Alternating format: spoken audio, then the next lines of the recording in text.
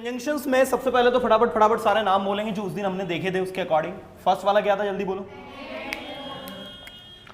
देखो फर्स्ट था एंड, दूसरा क्या था, तीसरा क्या था, आइदर और, नेक्स्ट क्या था, नाइदर नॉर, नेक्स्ट क्या था, नॉट ओनली बट ऑल्सो। चलो अच्छी बात है। नेक्स्ट क्या था, हाउ ठीक है, ये ले लो, एज ले लो। नेक्स्ट क्या था, सो एज। नेक्स्ट क्या था,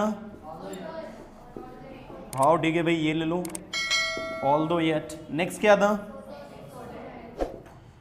सो दैट। नेक्स्ट क्या था, नेक्स्ट क्या था, टू टू। तो भाई इतने सारे कंजंक्शंस आज हम लोग जो है पढ़ने वाले हैं। बहुत ही मजेदार सेशन है, पूरा केयरफुली देखिएगा।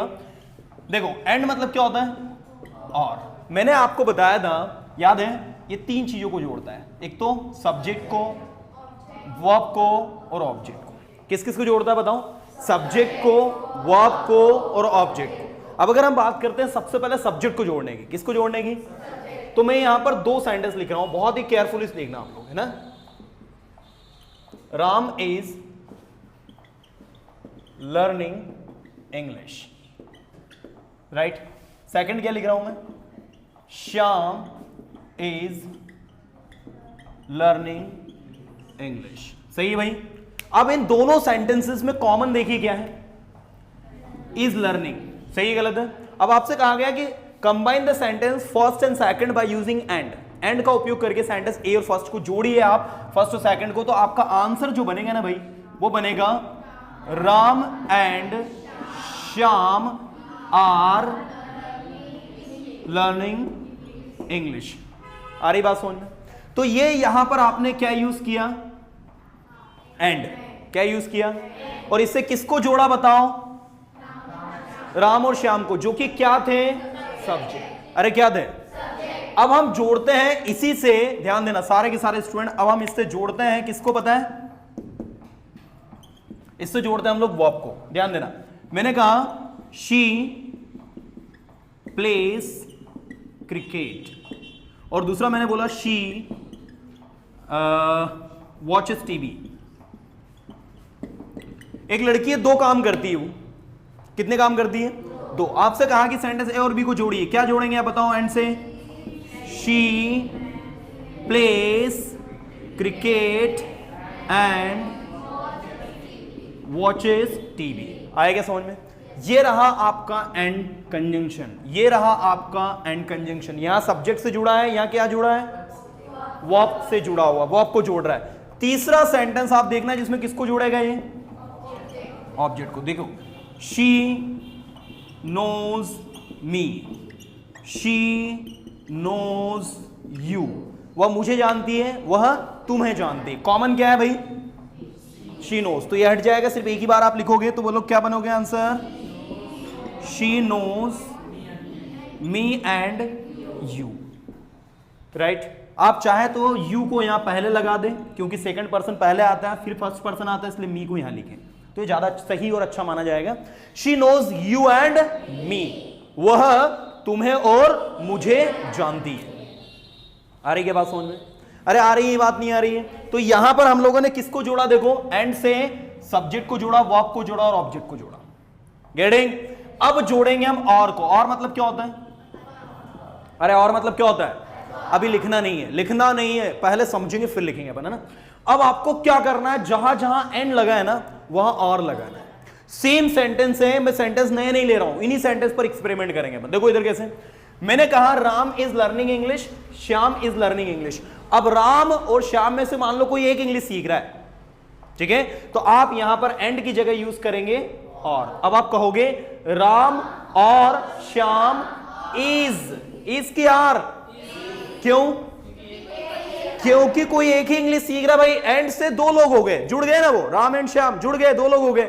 लेकिन राम और Shyam is learning English, Hindi होगा राम अथवा श्याम इंग्लिश सीख रहा है। आ रही है बात समझ में, अरे आ रही बात समझ में। तो ये आपने क्या सीखा, और और को किसके साथ सीखा अभी? सब्जेक्ट के। अब किसके साथ सीखेंगे? वर्ब के साथ सीखेंगे। नीचे आ जाओ। She plays cricket, she watches TV. अब जहां एंड लगा वहां क्या लगा दो? क्या लगा दो?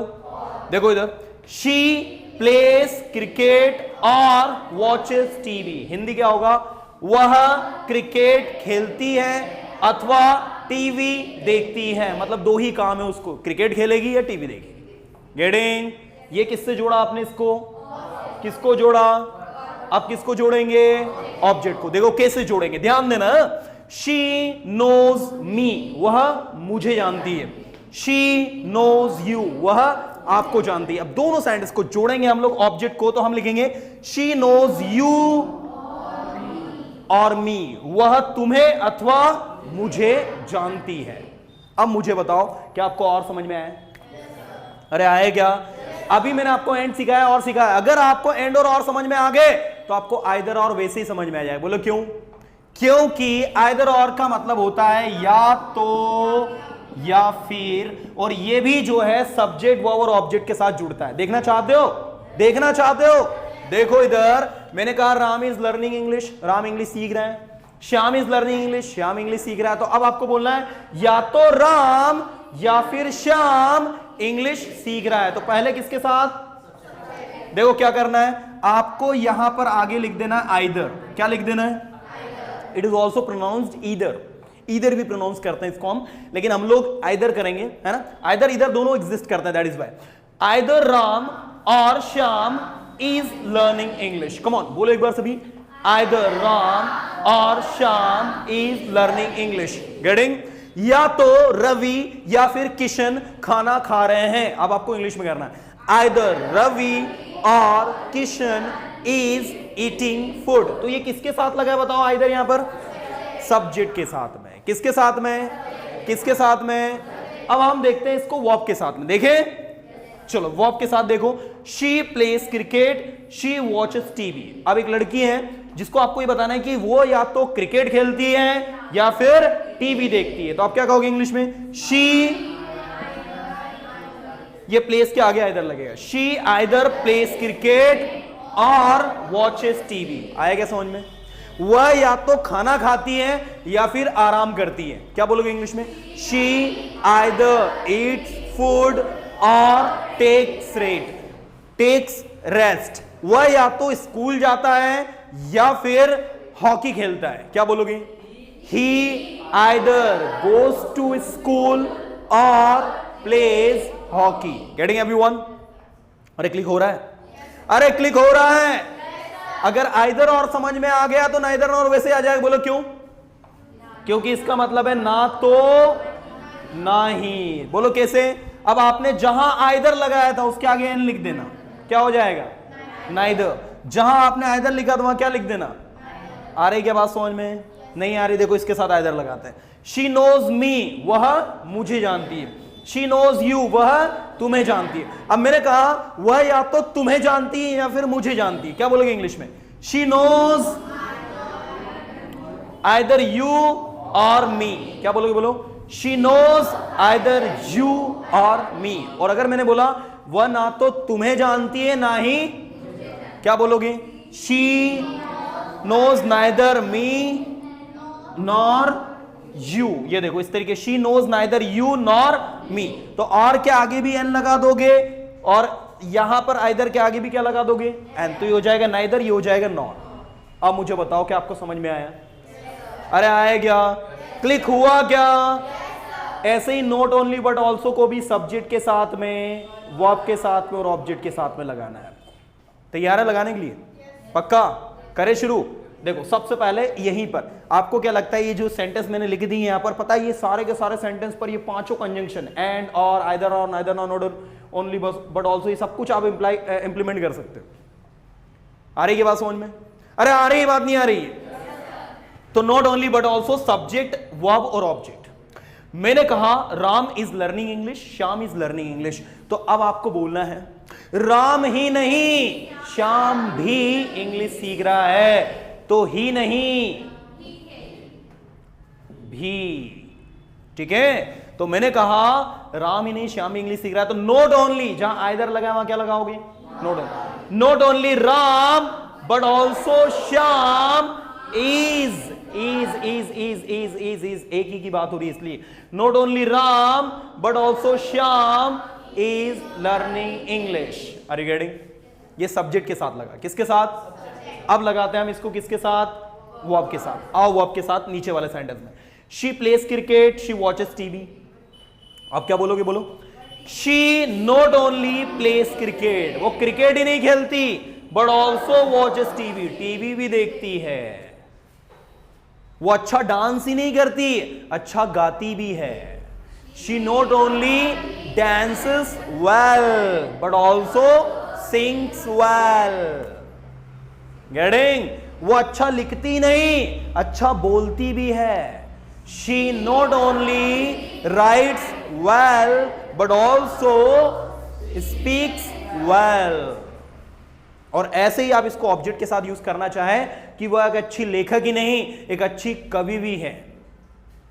वह एक अच्छा लेखक ही नहीं, एक अच्छा कवि भी है। क्या बोलोगे? He is, अब कवि है, लड़का मेल है। He is not only a good author but also a good poet. He is not only good author but also good poet. She knows me, वह मुझे जानती है। She knows you, वह तुम्हें जानती है। अब मैंने कहा वह मुझे ही नहीं तुम्हें भी जानती है। So she knows not only you but also me. She knows not only me but also you. वो चाय नहीं पीती, कॉफी भी पीती है। She takes not only tea but also coffee. ये किसके साथ लगा है? ऑब्जेक्ट के साथ। समझ गए क्या? अरे समझे क्या? चलो आगे ले चलता हूं मैं आपको। एज क्या पढ़ने वाला है? बोलो। अरे क्या पढ़ रहे हैं अपन? इसका उपयोग होता है स्टूडेंट्स वहां पर जहां पर हम किसी चीज को इक्वल बताते हैं। जैसे मैंने कहा राम भी उतना ही होशियार है जितना कि श्याम। क्या कहा मैंने? देखो, आपने जब कहा कि राम भी उतना ही होशियार है जितना श्याम, राइट? चलो इसका इंग्लिश क्या बनेगा? बनाओ जल्दी फास्ट। देखो, आप इसका जब इंग्लिश बनाओगे तो आप बनाओगे Ram is as intelligent as Shyam. तो भाई ये रहा आपका एज, और बिल्कुल दिमाग में फिट कर लेना, इन सब के बीच में एडजेक्टिव लगेगा। यहां पर भी एडजेक्टिव लगेगा, सो एज के बीच में भी एडजेक्टिव लगेगा, दूसरा सो दैट वाले में भी एडजेक्टिव लगेगा, और टू वाले में भी एडजेक्टिव लगेगा। मतलब ये चार जो अब मैं आपको पढ़ाने वाला हूं एक साथ, इनमें सब में बीच में क्या लगेगा? एडजेक्टिव। और एडजेक्टिव आपको बताने की जरूरत है नहीं। एडजेक्टिव क्या होता है बताओ जरा। एडजेक्टिव और नाउन क्या डिफरेंस बताया था? क्या से जो केसा से जो आंसर मिलता है वो क्या होता है? एडजेक्टिव। और क्या से जो आंसर मिलता है वो क्या होता है? आ रही बात समझ में? मैंने कहा लड़का कैसा है तो आपने कहा अच्छा है, तो गुड क्या हो गया? एडजेक्टिव। लड़के में क्या है? गुडनेस है, तो गुडनेस क्या हो गई? नाउन हो गई। आ रही बात समझ में? ये रूम कैसा है? क्लीन है, तो क्लीन क्या हो गया? साफ, एडजेक्टिव। मतलब इस रूम में क्या है? क्लीननेस है, सफाई है, तो सफाई क्या हो गई?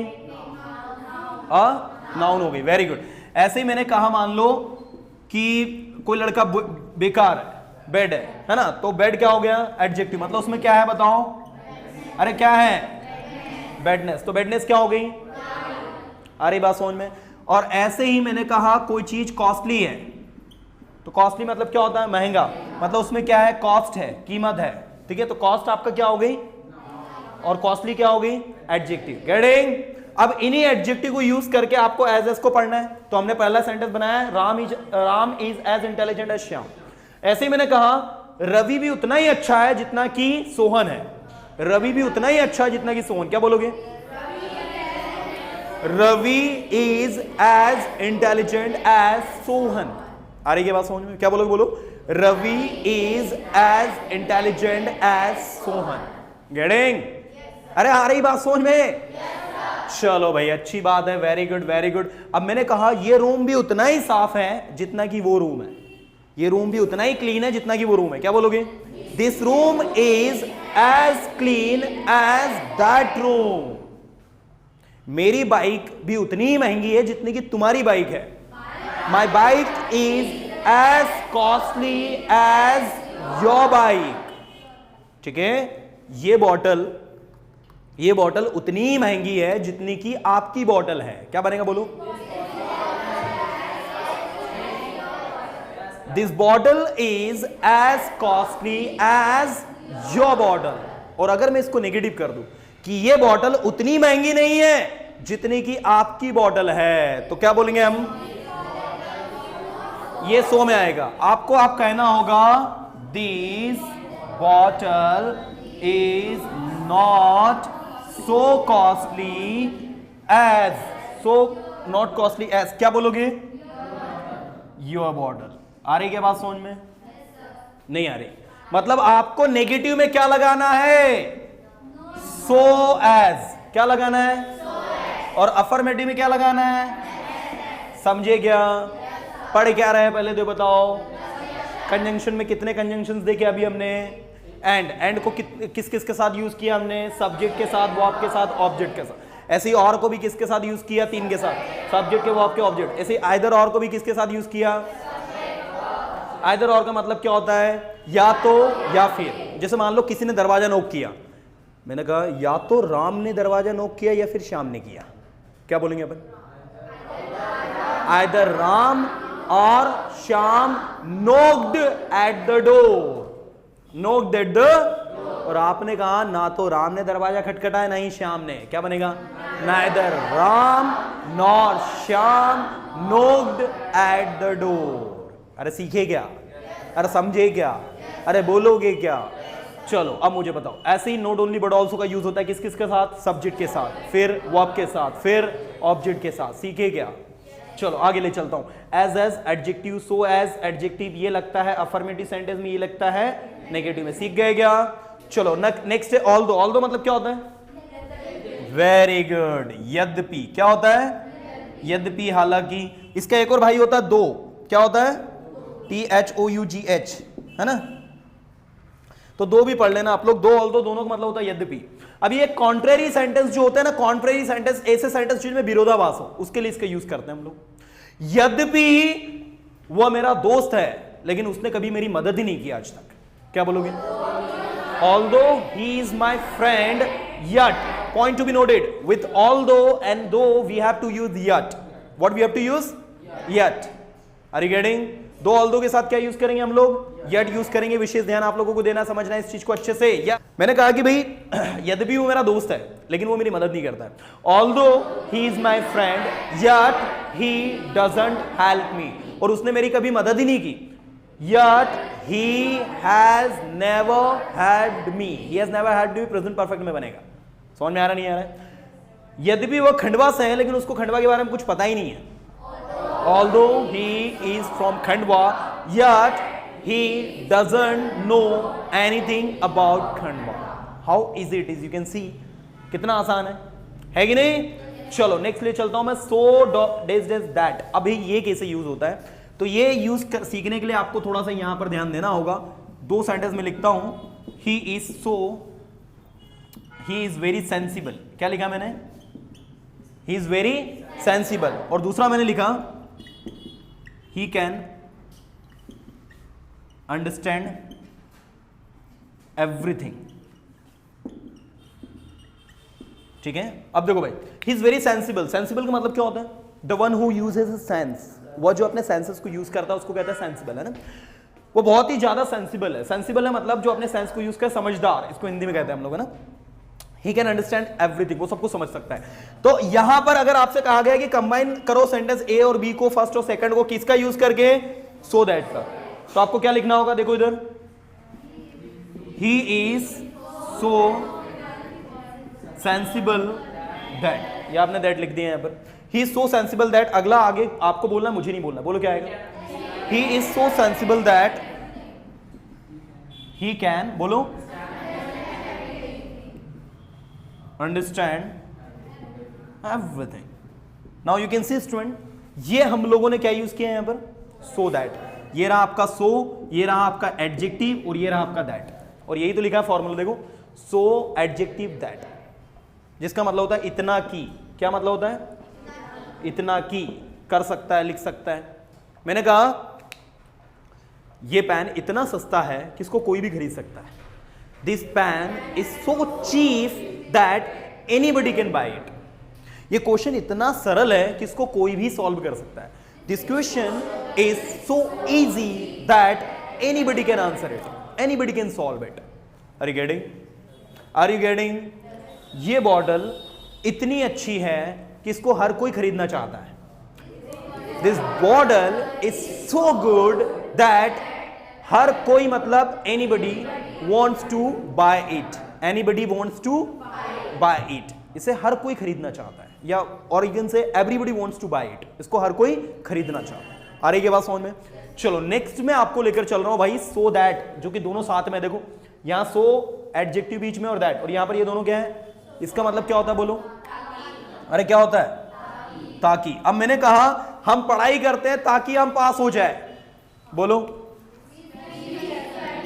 वी स्टडी सो दैट हम पास हो जाए. वी में पास या वी कैन पास, ये भी आप बोल सकते हो. और याद रखना सो दैट के बाद आने वाला सेंटेंस मे और कैन का होता है. किसका होता है? मे और कैन का होता है. हम पढ़ाई करते हैं ताकि हम पास हो जाए. हम वहां जाते हैं ताकि हम इंग्लिश सीख जाए. बोलो, हम वहां जाते हैं ताकि हम इंग्लिश सीख जाए.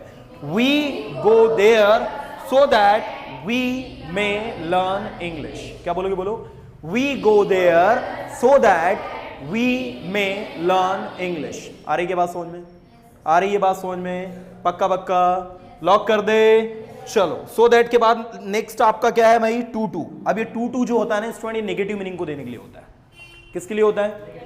जिस देखो मैंने कहा he is too weak to walk. इसका मतलब ये होगा कि वो इतना कमजोर है कि क्या नहीं कर सकता? चल नहीं सकता. ठीक है, ऐसे ही कोई क्वेश्चन आप सॉल्व कर रहे हो, आपने कहा sir this question is too difficult to solve. क्या समझे इससे आप? कि ये जो क्वेश्चन है इज टू डिफिकल्ट, बहुत ज्यादा डिफिकल्ट है. टू सॉल्व मतलब क्या करने के लिए? सॉल्व करने के लिए. मतलब इतना कठिन है कि इसको हम सॉल्व नहीं कर सकते. इसके अंदर मान लो बहुत ज्यादा गर्म पानी है. ओके, और मैंने कहा ये पानी इतना गर्म है कि आप पी नहीं सकते. क्या बोलोगे इंग्लिश में? This water is too hot to drink. और ऐसे ही मान लो इतना ठंडा है कि भी नहीं पी सकते, तो भी this water is too cold to drink. You know, so too too का उपयोग जो होता है ना स्टूडेंट नेगेटिव मीनिंग के लिए होता है, और ये सो दैट जो होता है ना ऊपर वाला पॉजिटिव मीनिंग को देता है. गेटिंग? अरे गेटिंग? तो